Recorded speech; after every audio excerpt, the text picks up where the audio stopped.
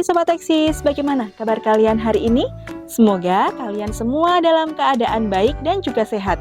Berjumpa kembali dengan Kak Ella di channel Edukasi Eksis, tempatnya kita belajar dan berbagi wawasan. Pada video kali ini, Kak Ella akan mengajak kalian semua untuk belajar tentang konflik sosial. Adik-adik Sobat Eksis, dalam bermasyarakat pasti akan hadir salah satu hal yang disebut dengan konflik. Mengapa ya konflik bisa hadir dalam kehidupan masyarakat ataupun manusia? Hal ini dikarenakan individu-individu itu tidak selalu memiliki kepentingan ataupun nilai yang sama. Bayangkan saja, seorang individu itu lahir dari orang tua yang berbeda, memiliki latar belakang yang berbeda, bahkan memiliki budaya yang berbeda. Lantas, apakah mereka bisa memiliki nilai, kepentingan, atau pemikiran yang sama? Agar kalian lebih mengetahuinya, yuk kita simak video ini sampai selesai. Ratusan buruh pabrik sepatu menuntut haknya yang belum dibayarkan perusahaan selama 4 bulan.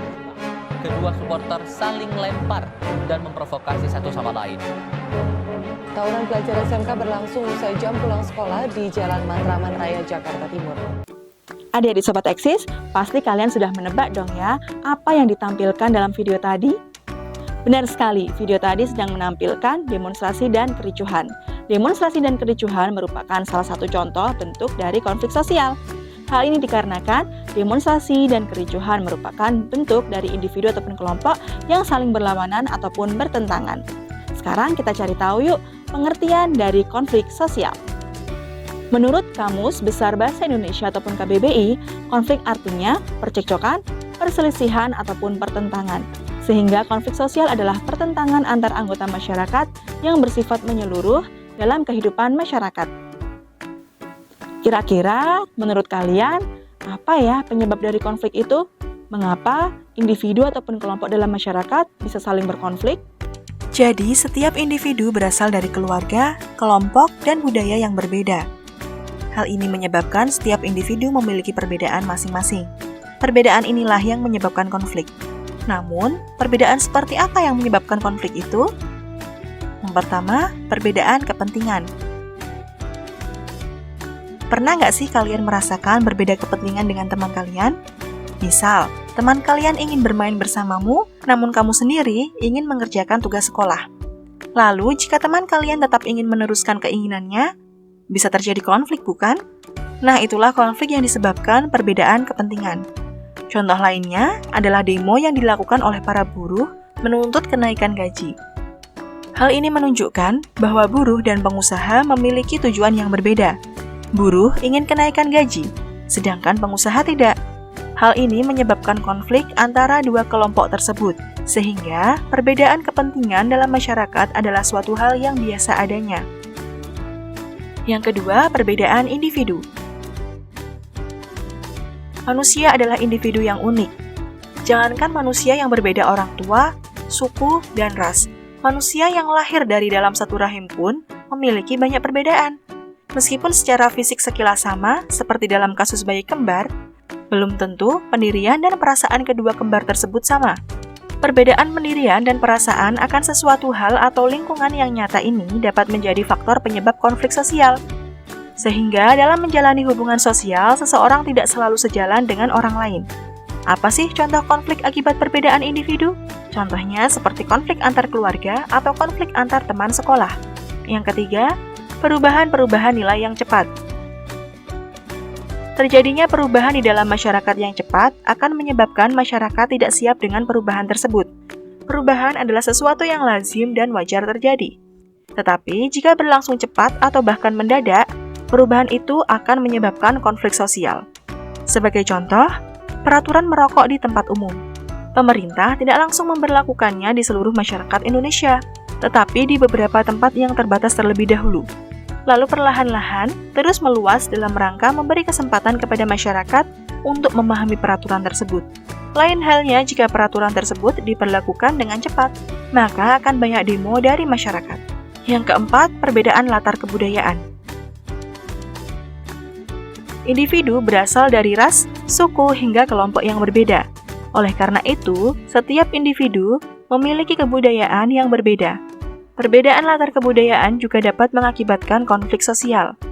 Latar kebudayaan mencakup seperti kriteria tentang sopan dan tidak sopan, pantas dan tidak pantas, bahkan berguna atau tidak bergunanya sesuatu, baik itu benda fisik maupun non-fisik yang berbeda-beda. Nah, setelah mengetahui tentang apa saja penyebab konflik, lalu bagaimana ya bentuk-bentuk konflik itu?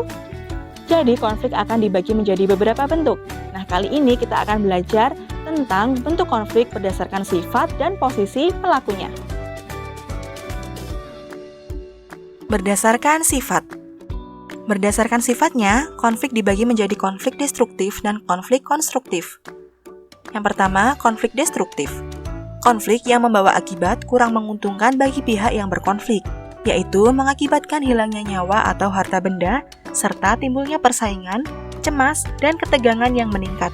Contohnya, tawuran dan perang. Yang kedua, konflik konstruktif, yaitu suatu konflik yang mampu membawa ke arah keuntungan yang membangun. Contohnya, debat antar calon ketua OSIS. Lalu, berdasarkan posisi pelaku yang terlibat, yang pertama ada konflik vertikal. Konflik vertikal adalah konflik yang terjadi antara kelompok yang memiliki perbedaan kedudukan atau konflik yang terjadi antar dua kelompok yang tidak sederajat. Contohnya adalah demo masyarakat kepada pemerintah. Yang kedua, konflik horizontal. Konflik horizontal adalah konflik yang terjadi di antara kelompok sosial yang memiliki kedudukan yang sama atau sederajat. Contohnya, konflik antara tukang ojek konvensional dan tukang ojek online. Apa ya dampak yang didapatkan dari adanya konflik sosial? Banyak sekali dampak negatif yang didapatkan dari adanya konflik sosial. Misalnya seperti rusaknya harta benda, hilangnya nyawa, kemudian perubahan kepribadian individu, timbul kekerasan, muncul disintegrasi sosial, kemudian muncul dominasi kelompok, dan masih banyak lagi.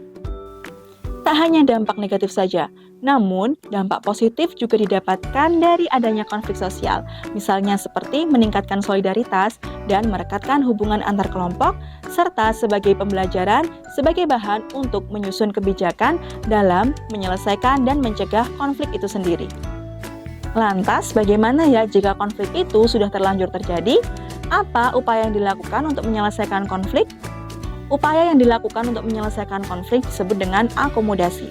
Akomodasi sendiri terdiri dari berbagai upaya, misalnya seperti mediasi atau upaya penyelesaian konflik dengan perundingan, lalu arbitrasi, penyelesaian konflik dengan pihak ketiga, lalu ada pula koersi, penyelesaian konflik dengan paksaan, dan adjudikasi, yaitu penyelesaian konflik dengan hukum, serta masih banyak lagi upaya-upaya yang termasuk dalam akomodasi.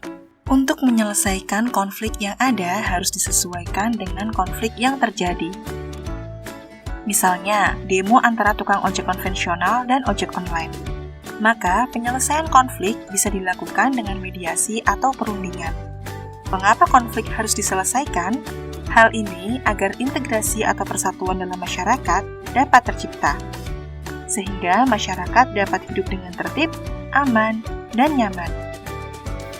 Nah, itulah tadi materi tentang konflik sosial. Semoga dengan materi ini adik-adik semakin bertambah paham akan materi tentang konflik sosial. Cukup sekian dulu penjelasan dari Kak Ella. Jangan lupa untuk like, komen, dan share video ini ke teman-teman kalian semua agar teman-teman kalian dapat belajar bersama di channel Edukasi Eksis. Oh iya, jangan lupa juga untuk subscribe channel ini ya. Terima kasih, semoga bermanfaat. Sampai jumpa.